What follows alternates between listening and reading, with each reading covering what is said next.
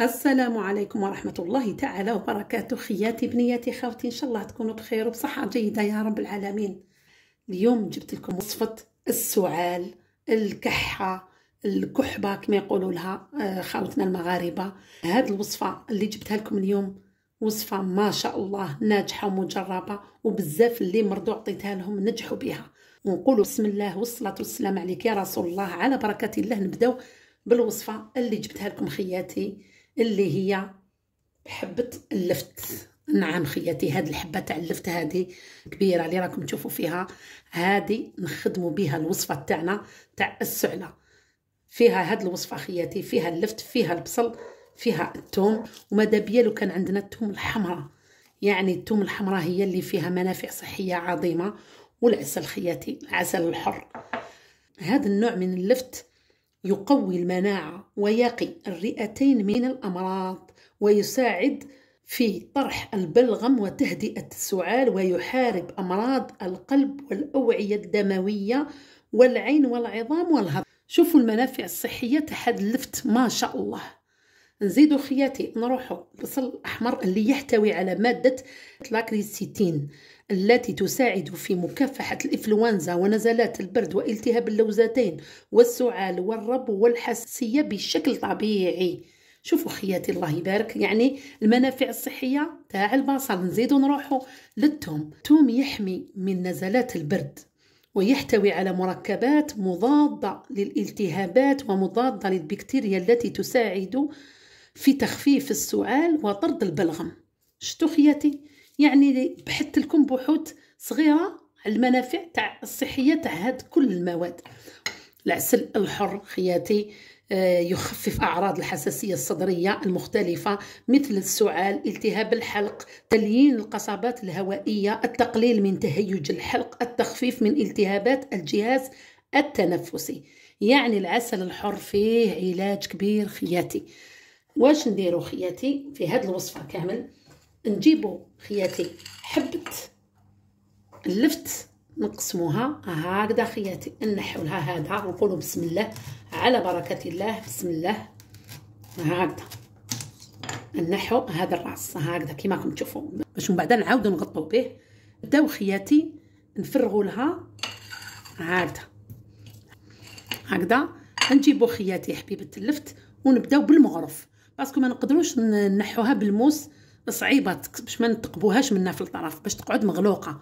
نجيبو خياتي المغرف ونبداو هكذا نديرو على شكل دائري هاك. هنا سهله، شوفوا كيفاش نحوها هكذا. نفرغوها هكذا مليح مليح.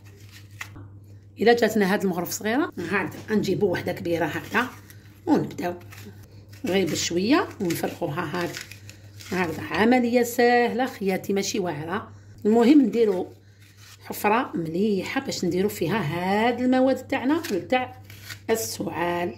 يعني هاد الوصفات الصحيه الطبيعيه والله ما شاء الله نديروهم نحميو وليداتنا. نتوما واش راكم خاسرين؟ جيبوا حبه لفت، روحوا للمارشي تلقاو هذا نعيطوا اللفت العربي هكذا خياتي. شوف هكذا، ما حبيت نحذف لكم حتى حاجه هكذا خياتي. المغرف قراو عليها الساليق المغرف تاع وقت هكذا لازم الله غالب باش نديروا الوصفات تاعنا كي العاده دائما نضحك معاكم في الوصفات تاوعي هكذا خياتي هكذا. معليش نعاودوا نسقموها هكذا. شوفوا خياتي، يعني فجوه كبيره في قلب حبيبه اللفت. المهم خياتي نحطوها جهه هكذا. نجيبوا حبيبه اللفت تاعنا، لازم نديروا لها كيما نقولوا حنا قاعده تقعد عليها هكذا. نحطوها في كاس ولا في طبسي هكذا، المهم تشدروها هكذا واقفه. نجيب خياتي الثوم خياتي نقطعوه بهذا الشكل هكذا على شكل دوائر هكذا ونديروه لداخل كيما راكم تشوفوا. تحبوا ديروا سنينه، زوج، ثلاثه، اربعه، نتوما ما حبيتوا هكذا. شوف نزيدوا خياتي هذاك البصل الاحمر نقطعوها، ما نديروهاش كامله كيما راكم تشوفوا هكذا. قطعوها هكذا قطع صغار هكذا.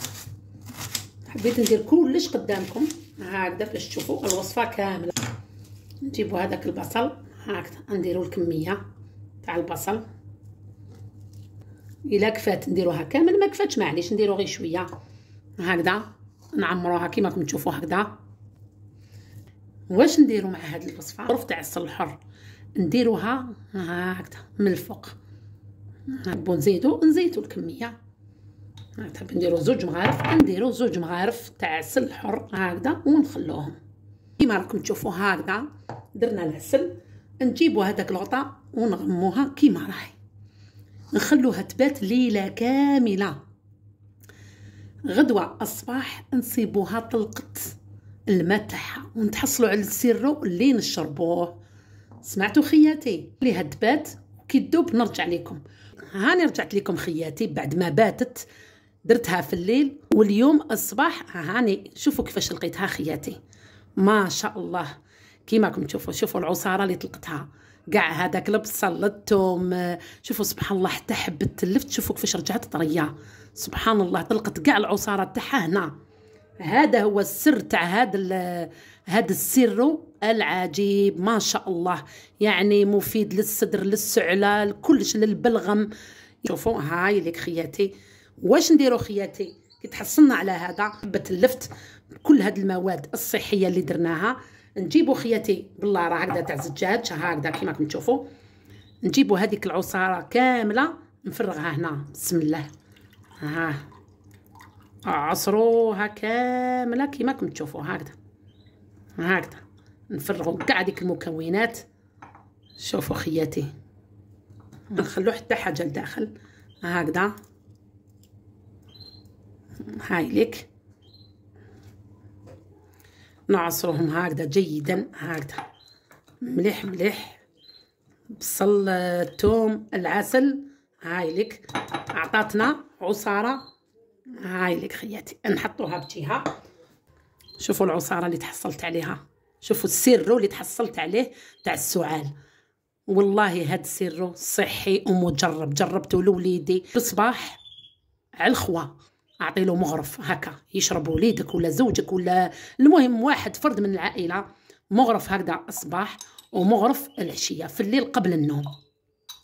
ديروا هاد السيرو خياتي وباذن الله تشوفوا النتيجه. ديروا حتى تحبسوا من السعله حتى يخلص. بوه كل الاعمار، الصغار الكبار الشيوخه حتى البيبي تقدروا تعطوا له ولو هكذا كما نقولوا قطيرات هكذا، اعطي له يلحس تاع كما نقولوا حنا من 3 شهور 4 شهور 5 شهور تقدروا تعطوا له غير قطيرات يلحسهم هكذا كي يكون يسعل ومع زيت الزيتون. البيبي كثرتها ديروا له زيت الزيتون. ان شاء الله ديروا هذه الوصفه باذن الله وتبراو من السعال اللي راهو يعني الفيروس راه منتشر بزاف في الوسط المدرسي في الاطفال تاع السعله. حتموها على اولادكم. صح فيها واحد الذوق تاع البصل شويه يعطي واحد الريحه شويه عيانه، بصح الله غالب على الصحه نشربوا كلش خياتي.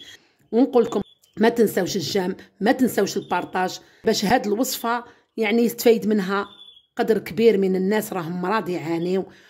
ونقول لكم الله يفرقنا بلا ذنوب، والسلام عليكم ورحمه الله تعالى وبركاته في وصفه اخرى ان شاء الله. سلام.